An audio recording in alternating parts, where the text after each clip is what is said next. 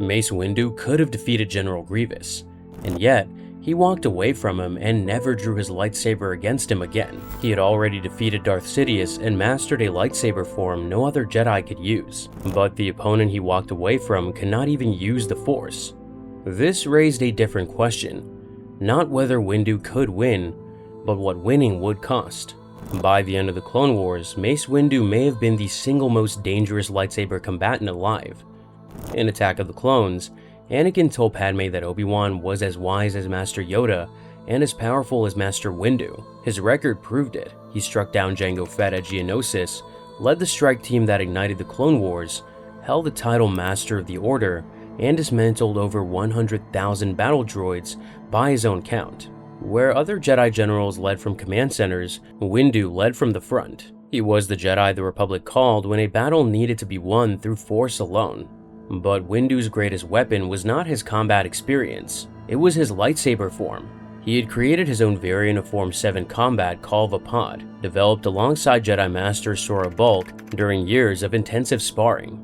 Standard Form 7, known as Juyo, was the most aggressive lightsaber discipline ever developed, and the Jedi Order had restricted it to only the most senior masters because practitioners risked falling to the dark side. Windu created Vapad to answer his own weakness, channeling his inner darkness into a weapon of the light. It was a state of mind, a path that walked the boundary of the dark side without surrendering to it. At its core was a mechanism called the superconducting loop.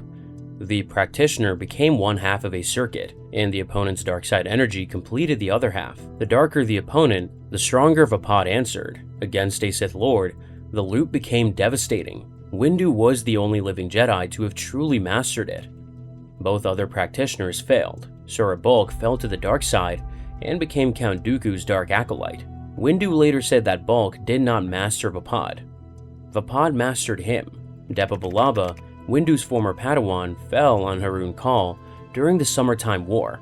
The form was so dangerous that Windu's mastery of it was considered one of the great achievements in the history of the Jedi Order. Vapad alone would have made Windu formidable, but he also possessed a rare Force ability called Shatterpoint. In the novel Shatterpoint, Windu describes it through the metaphor of a Karuska gem. These gems were harder than Durasteel, but a single tap at the right fracture point would shatter the entire crystal. When Windu looked at someone through the Force, he could see where they broke. Combined with Vapad, Shatterpoint made Windu nearly unbeatable in single combat. He could sense exactly where his opponent was weakest and strike there with the most aggressive lightsaber form ever created. Mike Chen's Brotherhood confirmed in 2022 that Shatterpoint remained part of Windu's abilities in canon as well. Vapad provided the offense, Shatterpoint provided the targeting. Together, they turned Windu into a weapon calibrated specifically for destroying the most dangerous opponents in the galaxy. These abilities reached their peak against Darth Sidious. In the Revenge of the Sith novelization, Windu marched into the Chancellor's office with 3 other Jedi Masters. Sidious struck down Agent Kolar, Saesee Tiin, and Kit Fisto in seconds. Windu fought on alone. 3 of the Order's most experienced swordsmen had lasted seconds against the same opponent Windu would go on to defeat. Through Anakin's eyes, Windu's blade appeared as an oblate sphere of purple fire containing what seemed to be dozens of swords, slashing in every direction at once. The superconducting loop reached its maximum output because Sidious was the perfect dark side avatar. Every ounce of Sith fury Sidious poured into his attacks was absorbed by Vapad and turned back against him. Windu defeated the most powerful Sith Lord who ever lived in direct lightsaber combat. Nothing in the galaxy should have made him walk away from a fight, but there was one opponent who changed that calculation entirely. Vapad was the perfect weapon against the dark side. General Grievous existed completely outside of that equation. Grievous was born Kaiman Jai Shalal, a Kaleesh warlord from the planet Kali in wild space. Before the cybernetics, before the lightsabers, before the war, he was already one of the most feared warriors his world had ever produced. He had led Kaleesh armies against the Hook and built a reputation on Kali that bordered on myth. Count Dooku and San Hill destroyed his shuttle and rebuilt what survived, ensuring the Kaleesh warlord had no life to return to. Geonosian scientists encased what remained of the warrior in duranium alloy, creating a cyborg weapon designed from the ground up to hunt Jedi. His arms could split from 2 into 4. each wielding a stolen lightsaber. His reflexes were cybernetically enhanced beyond anything an organic being could match. Dooku personally trained Grievous in all 7 classic lightsaber forms. Grievous spent countless hours studying holovids of Jedi in combat, treating lightsaber technique as another dimension of warfare to be analyzed and learned. He was not a Force user pretending to be a swordsman. He was a soldier who would turn lightsaber combat into a science. But the most important fact about General Grievous was the simplest one. He had 0 Force sensitivity. His cybernetic body left him with no measurable connection to the Force, which partly explained how he ambushed so many Jedi successfully. They could not sense him coming the way they sense other threats. Grievous was a void in the Force. The superconducting loop required dark side energy from an opponent to complete the circuit. Against Dooku, the loop functioned. Dooku was a Sith Lord drenched in dark side energy. Against Sidious, the loop reached perfection. Maximum dark side energy produced maximum Vapad output. Against Grievous, the loop could not form. There was no Force presence to channel, no dark side energy to reflect. The circuit had no second half. Vapad was still fast, still dangerous, but the mechanism that had let Windu defeat Darth Sidious simply did not activate against a being with no connection to the Force at all.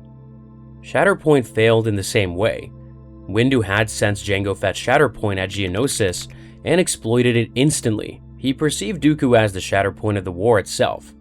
He identified Anakin Skywalker as a Shatterpoint that ran even deeper. Against Grievous, the deepest applications of Shatterpoint had almost nothing to work with. Grievous's most critical vulnerabilities were mechanical: joint servos, the exposed gut sac beneath his chest plates, the organic brain casing behind his faceplate. Shatterpoint could presumably detect physical stress fractures in his duranium limbs, but the deeper, more devastating mode of the ability, the one that read a being's destiny and emotional breaking points through the Force, found almost no purchase against a being who was mostly machine. Where Windu had seen the fracture lines running through Dooku's soul, Grievous offered only wiring and servos. The Force could not map what it could not touch. The one opponent who stripped Mace Windu of his advantages was the one who could not even touch the Force. But losing his advantages did not mean losing the fight. Windu was still one of the most skilled combatants alive. What made him walk away was something worse. Grievous did not just survive his abilities, Grievous could steal them. In James Luceno's Labyrinth of Evil, Grievous had launched a daring raid on Coruscant itself to kidnap Chancellor Palpatine. The specific combat algorithm terminology comes from Legends, though canon confirms Grievous's brain was cybernetically enhanced for combat. Mace Windu and Kit Fisto intercepted Grievous and 2 Magna Guard droids on the roof of a maglev train hurtling through the city. Fisto engaged the Magna Guards at the rear of the train. Windu faced Grievous alone on the speeding platform, both fighters restricted in their mobility. Windu used the Force to anchor himself to the roof.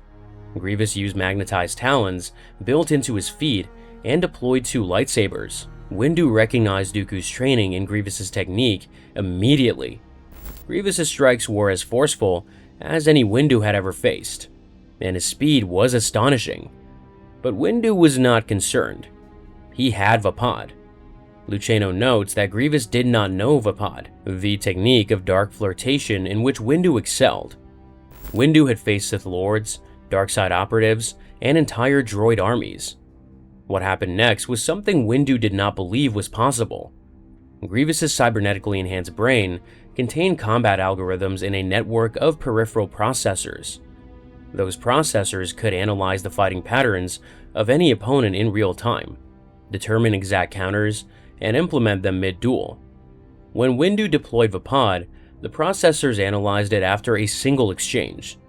The result was not Vapad, but it was close enough. Grievous had begun replicating the movements of a lightsaber form that was supposed to be impossible without the Force. What Grievous produced lacked the loop, the state of mind, and the Force connection that defined true Vapad. But the physical sequences, the stances, the angles, the rhythm of attack were close enough to register as Vapad's mechanical fingerprint. Windu immediately moved to end the fight. He crouched low, angled his blade downward, and slashed through the roof of the train car. The disconnect between Grievous's organic brain and his alloy servos caused the cyborg to misstep. Windu used the Force to throw Grievous off the train entirely. Grievous survived the fall and continued the kidnapping operation. Windu had ended the fight on its own terms, but he had not ended the threat. When Windu reported the encounter to the Jedi Council, his assessment was clear. Grievous was unlike any opponent the Jedi had faced, and the conventional engagement was no longer an option. The Council had been treating Grievous as a military problem. Send enough Jedi, and eventually one would finish him. Windu was telling them the opposite. Every Jedi they sent was making the problem worse. Each engagement added to Grievous's archive of stolen techniques. Each survivor left behind a dataset. Each victory added a lightsaber to his collection and a fighting style to his library. The Jedi were not wearing Grievous down. They were training him. Windu did not lose to General Grievous. He chose to stop fighting, because the cost of winning was something no Jedi could afford. And the danger was not limited to one duel. Grievous's cybernetic brain stored every form it analyzed. Every Jedi who fought Grievous and survived had given him combat data he would use against the next opponent. His lightsaber collection was proof. Each stolen saber represented a Jedi that Grievous had studied, countered, and struck down. In Legends, documented kills exceeded 22 named Jedi across the war. In canon, the trophy display in his lair on Vasek's third moon held at least 10 Padawan braids alongside the lightsabers he carried. Evidence of dozens of victories before the war was even half over. Windu warned Obi-Wan directly in the Revenge of the Sith novelization that given the number of Jedi Grievous had fought and killed, Obi-Wan should expect that Grievous could attack in any style, or all of them. Grievous was not a warrior who peaked and declined. He was a database that expanded with every engagement, and Windu had just fed him the most dangerous entry it would ever receive. Vapad was the most advanced lightsaber form in existence. It was also the rarest. Windu was its only living master. No other Jedi in the Order had ever trained in Vapad, studied its mechanics, or even witnessed the form in sustained combat. If Grievous protected his analysis of Vapad's physical sequences, he would possess combat data on a form that almost no Jedi could defend against, because none of them had ever seen it. A Jedi encountering pseudo-Vapad for the first time against Grievous would have no frame of reference, no counter-training, no warning. Grievous would be deploying a weapon the Jedi did not even know he possessed. The irony was devastating. Windu had created Vapad to protect the Order. Fighting Grievous with it would turn it into the weapon that destroyed them.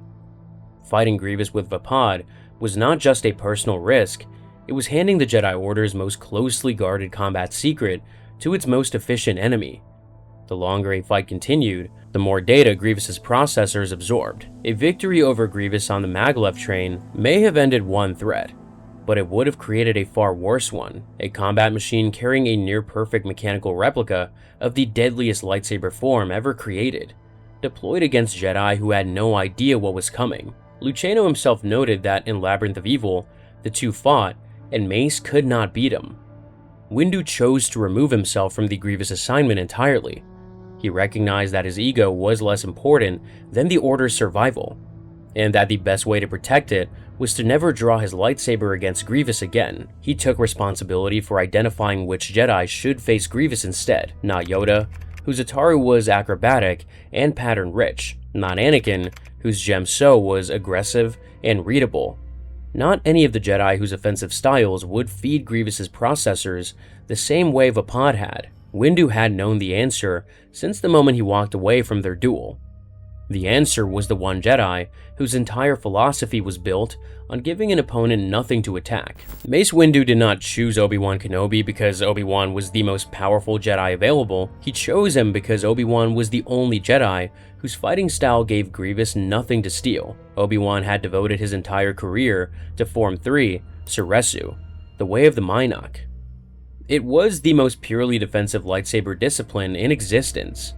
Suresu used tight, controlled movements with strict economy of action, keeping the blade close to the body and prioritizing protection over offense at every level. Where Vapad was a hurricane of aggression designed to overwhelm an opponent through sheer ferocity, Suresu was a wall.